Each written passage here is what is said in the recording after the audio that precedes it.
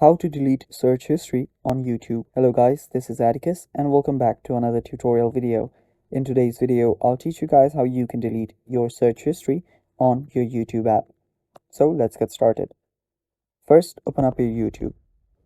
After you open your YouTube, go to the U page on the bottom right. Tap on the gear icon on the top right and go to the settings. Now under settings, you will see something like your data in YouTube. Tap on it. After you tap on it, you'll get redirected to your Google account settings.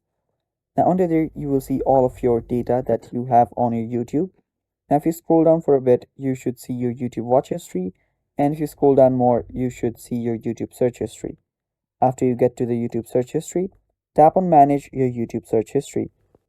After you tap on it, it will load and it will take you to your YouTube search history. Now what you'll need to do is you can simply delete it by scrolling down all the way. Now you can just delete each one by one, but if you don't want to do that, you can simply tap on delete here and tap on delete all time. You can even delete from a different time frame there, so just tap on delete and you're basically done.